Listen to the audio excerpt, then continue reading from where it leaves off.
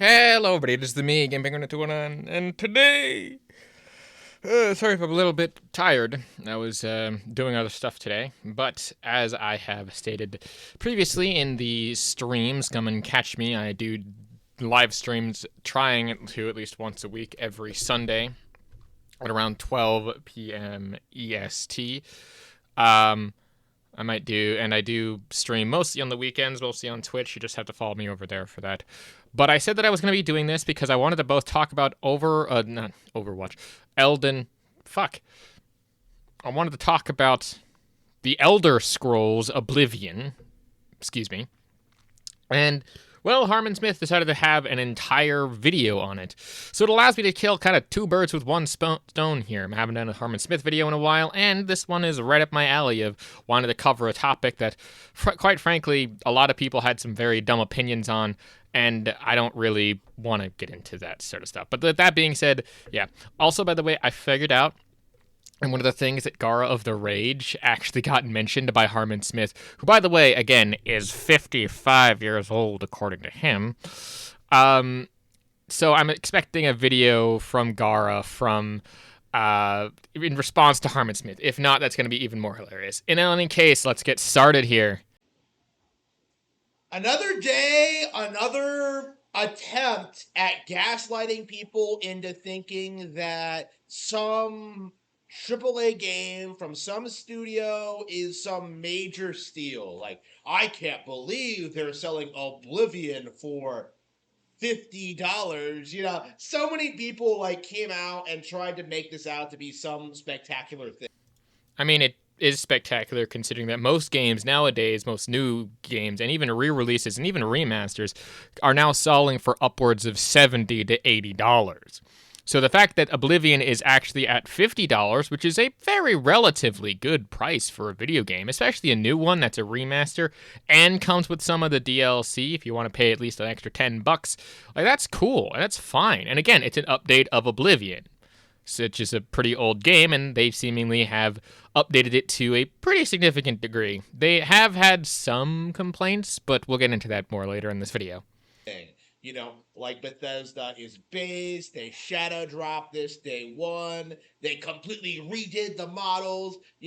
Everybody came out and tried acting as if this was some big, phenomenal thing. I mean, it was pretty big. I mean, it reached around, 200,000 players concurrently on the Steam charts. I know that I don't usually like to bring up concurrent players when talking about single-player games. That's very much bad. But the fact that it reached 200,000 concurrent players in the opening, weekend or two, is pretty cool. And also to see the fact that, yes, they did shadow drop it. Yes, they did do a lot of the stuff that you just said. Dismissing it and saying, oh, people are trying to say that they didn't do it. It's like, no, it's a significant upgrade if you actually compare the two. But obviously, you're not going to do any of that. And this went through the typical pattern that we always see whenever this happens, is that people start hyping this thing up, and then the reality sets in, is that, wait, type A, type B, gameplay changes, the fact that a lot of these people never played the original to begin with, the Oblivion thing is a complete and total farce, and I do think people really need a wake-up call. The Elder Scrolls is not relevant. It never was. It never will be. It's not competitive with the superior Nintendo RPG franchises. I saw someone try and argue that the Elder Scrolls is the most popular single-player RPG of all time. Completely failing to account for the fact Pokemon is a single-player RPG. Oh, but it has multiplayer features though. Yeah, after you play through the single-player portion. Okay, so let's just backtrack a little bit here and talk about some of the things that he was talking about. For one, yes, a lot of people actually didn't play the original Oblivion, not because that they didn't want to, just because it's harder to run on more modern hardware, because it was made really far back in the day. Saying that Elder Scrolls in and of itself hasn't been irrelevant for a while, I mean, I guess in some ways. I mean, the last really popular Elder Scrolls game kind of was Elder Scrolls Online, at least the one that's most been released for it, but that wasn't really necessarily made by Bethesda. It still gets pretty decent active player numbers as far as I can tell for an RPG of that scale, but at the same time, I played it just not for me. But obviously there's things such as Skyrim and Skyrim and Oblivion, where, again, a lot of this stuff seems to be stemming from, and of course it has some of this sort of stuff. But to say that it's the most popular RPG, I mean, there's probably a couple more. There's also discounting the fact of, World of Warcraft. and saying that it's the most popular regular RPG. And I'm not sure if you would classify Pokemon in the same vein as, say, Elder Scrolls and stuff, because the Elder Scrolls is more of a traditional Western RPG, whereas the other Pokemon one is more of a traditional turn-based RPG that has like monster catching elements. So they're kind of two different species of the same genus, if that makes sense. To use like evolutionary terms and whatnot, but they're very distinctly different and have different gameplay styles, more or less. They have recently updated some of the combat for the games, but that's neither here nor there. And again, it's a completely different thing. I'm not sure which one would technically be more popular, either the Elder Scrolls or Pokemon. You'd have to kind of get some interesting numbers on which one that one says, and not just like in terms of sales numbers, but just in terms of general community outreach and stuff. But I'm fairly certain if you ask someone like who's an avid gamer what a Pokemon is, then yeah, I guess that people would know the Elder Scrolls stuff maybe more than Pokemon, but then that depends on people who know Pokemon, because people outside of Pokemon know what Pokemon is. So, again, it's one of those things where you're not entirely wrong, but yeah. Also, the type A, type B body type thing is kind of dumb, and I really also wanted to talk about the Nexus mod thing and how that's also stupid, because Nexus mods got rid of the people trying to get the gender, like, male-female thing back into the game via a mod. Like, okay. It's the same thing with, like, the pride flags getting disabled from stuff. It's very dumb and very stupid, and quite honestly, just you should just let people mod it or whatever, but that's neither here nor there. Anyway, moving on. It's like, it's such a gigantic cope. Every single time this happens. When Starfield came out, everybody was saying that game was going to be Game of the Year. And look at where it is now. Bethesda is a complete failure of a studio with absolutely nothing going for them other than some perceived nostalgia from older people who were blown away by the fact that you could walk anywhere. You are 55 years old, allegedly. Don't talk to people about, older people. You are apparently 55 years old somehow. Allegedly, from your own admission here. But, again, even going after that, saying that Bethesda doesn't have any, like, skill when it comes to things, I would say that some of their recent games haven't done so well, but I mean, some of the recent games, I guess before this one and Indiana Jones, Starfield wasn't great, but it was exactly what I expected it to be. I played it. I mean, someone else got it for me, like the enhanced edition for like $100 that they got themselves for that as well, which I'm now realizing I got about like 20 to 30 hours out of the game, and I'm like, I'm done. It's not ever. So, yeah, I mean, I was willing to fully 100% pay for it myself, but I wasn't allowed to because someone wanted to buy the game for me, which I'm down for. You can always buy me games. My Steam account's always there. But in any case, saying that they don't have anything but like legacy stuff is They still have some good games, but more recently, except for a couple of exceptions, they haven't been doing too hot. Again, Starfield wasn't great. Indiana Jones was actually pretty decent given the popularity of the thing, and well as this game seems to, again, crack 200,000 concurrent players on Steam for a single-player campaign, or a single-player game, mostly single-player-ish. Anyway, moving on. In Skyrim, like that's basically what it all comes down to. Because they don't care about the stories in these games, the mechanics, the gameplay, the features, because all of that is, like, severely outclassed by Nintendo. Fuck no. Are you kidding me?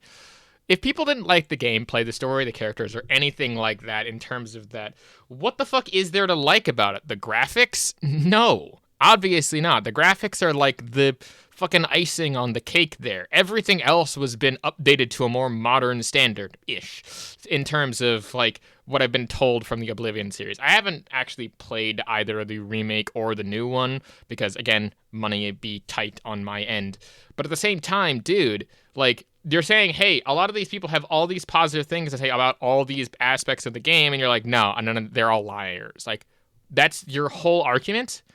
Really? RPGs, not even like the big major ones. In a lot of ways, B-list series like Xenoblade vastly outperform Bethesda now. So this idea that Bethesda is some like spectacular, like top of the line, top tier developer because they put your character in an open field really needs to die. Okay, it's a relic of the PS360 era. It's I would say the absolute epitome of like anti Nintendo discourse from that period. You know, this idea that games like The Legend of Zelda are stale and limited because Link has to actually traverse an area with actual level design.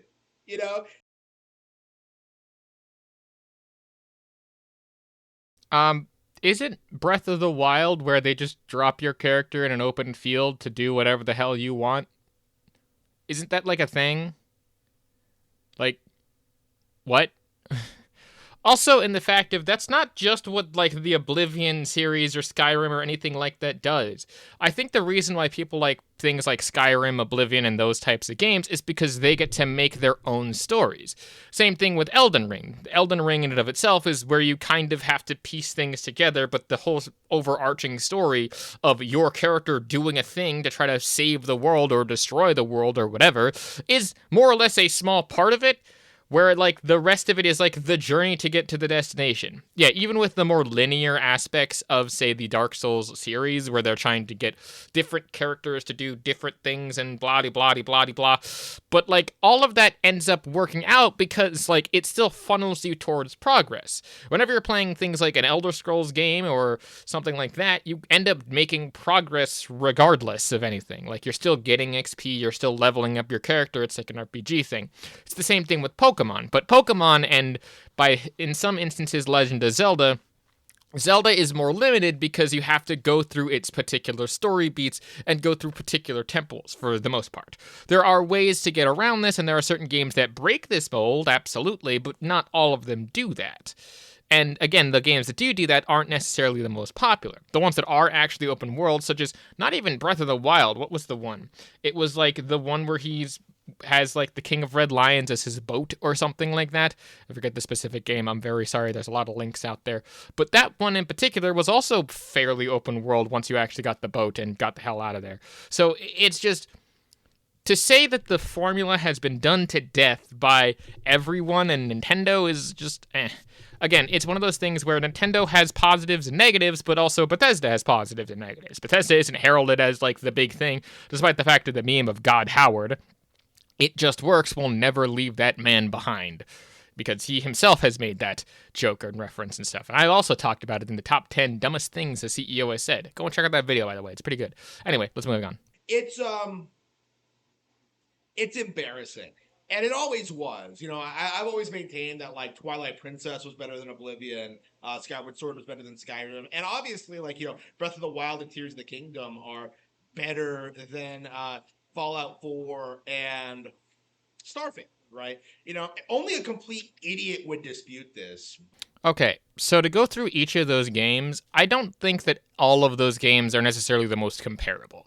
While, yes, in certain aspects, some of those games are correct in being better than others, and it's more of down to a personal preference and a personal opinion thing, but I would say that all of the Link games he nominated and all the other games that he kind of compared them to, they're not, again, on the same level, and not even necessarily in the same genre half the time.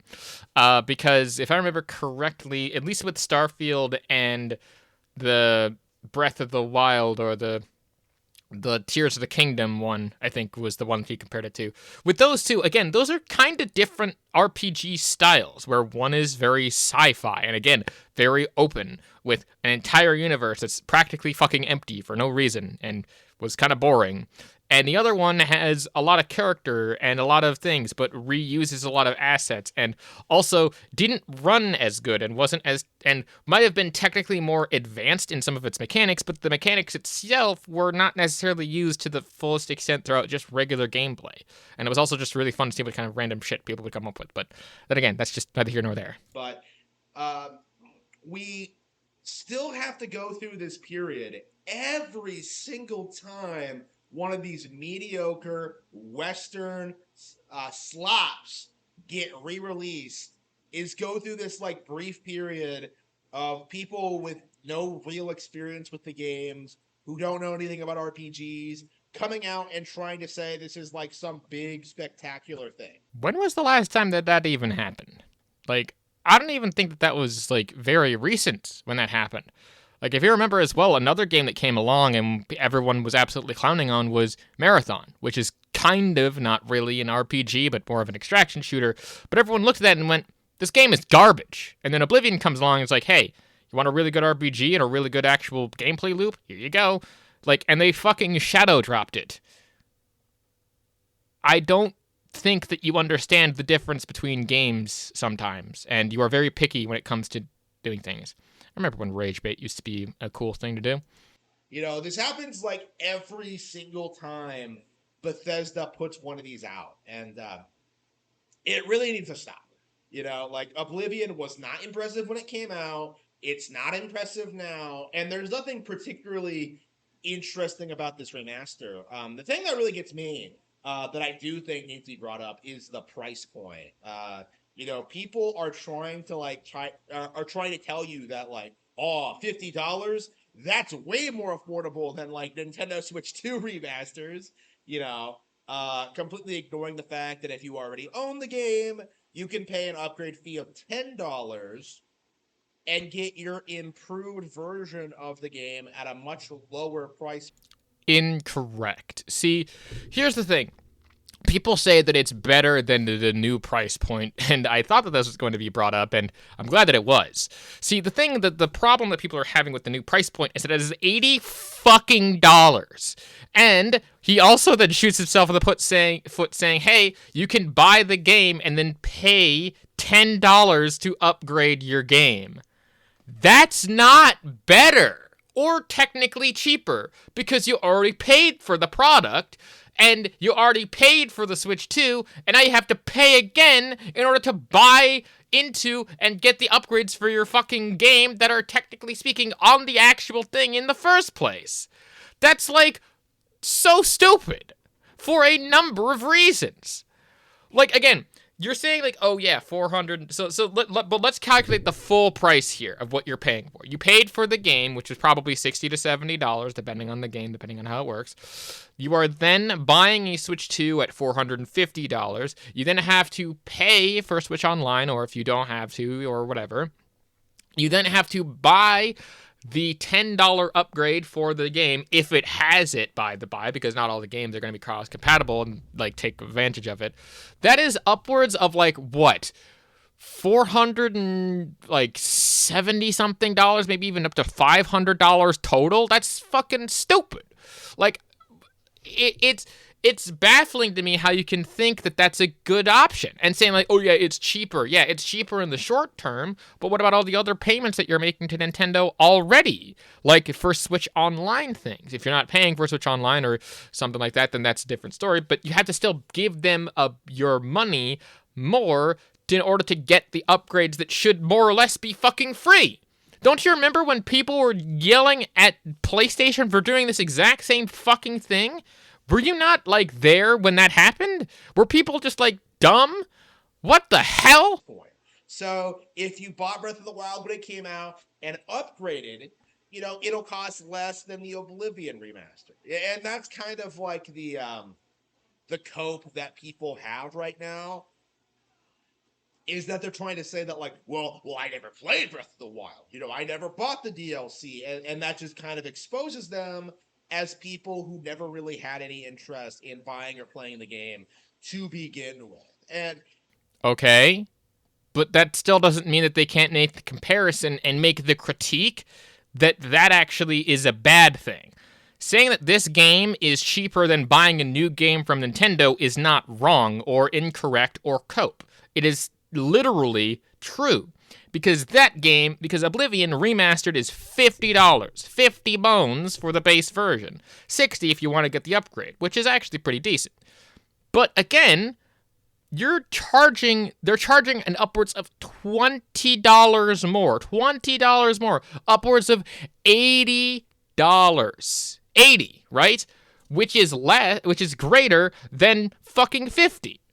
So yes, the game itself seemingly is overpriced when I can get a better experience from a reputable brand as well in playing Oblivion. How is this so hard to understand here? And I do think that really needs to be like talked about more when it comes to these remasters and re-releases. You know, like I don't. People need to stop acting as if these are some big major deals. You know, like I'm certainly not sitting here arguing that like Breath of the Wild should be considered like game of the year for 2025 because it's getting like an updated like re-release on Nintendo Switch 2, right? Like It's not getting an updated re-release on the Nintendo Switch 2. It's just getting an upgraded path to the Nintendo Switch 2. One thing also as well is, I will say this, I really don't think that a remaster should be up for the Game of the Year awards. That's just more of a personal thing, so yeah. But you have advocated for Breath of the Wild to win Game of the Year over, say, Elden Ring, which you, again, I'm surprised you haven't brought it up yet, but you have brought up Starfield, which, again, fair point. Starfield really didn't deserve some of the hype that it got. Some of the hype, it was okay, but again, if people just thought that, just tripped over my words there. Anyway, moving on. I have like actual new releases that I want to like, you know, talk about for that year, right? But I have seen like people unironically pushing that for Oblivion. And I think that really just goes to show you just how out of touch and delusional the Elder Scrolls fan base actually is. Like, there is just... Projection detected, opinion rejected. And I think that we can end it right there. There's another like 2 minutes left of this video. I really don't care for your opinion anymore because I think you're just going to repeat yourself. Overall, what did we learn here today, folks? Harman is still just dumb, I guess. Overall, I think the main points that he tried to talk about was that just because the game in and of itself is a remaster, it's very bad because people are coping and seething saying that the technology and stuff was there. And all the things he brought up is he's literally just dismissing everyone else's opinion just because he seemingly just disagrees with them. And that's just dumb. Like, verbatim, stupid, and dumb. And overall, I don't really have anything else to say upon this matter. I think that whole argument and stuff speaks for itself. Anyway, guys, if you like what it is that I do want to support me in any other way, shape, or form, links down to everything in the description below. A like and a subscribe and a comment will always be welcome in this thing. I'm trying to hit 1.5k subs by the end of the year. Please and thank you. I would really appreciate it. But overall, that's all that I have to really talk about. My new single and stuff is out. I released it last month. Go and check it out. Link to that in the description and things. Check me out on Streamer, Single Player Sundays, or my Sunday stream, whatever I'm going to call it. I usually stream once a week here on the good old YouTube. Same time, 12 p.m. EST. Overall, I also stream on Twitch. Check me out there at the same name. That's where I do most of my DJing stuff. Check me out on there to listen to some new music and things. I've recently started spinning Roblox music, so that's gonna be fun. Anyway, guys, anything else? No? Yes? I think we're done here. My name is Companion21, and a peace.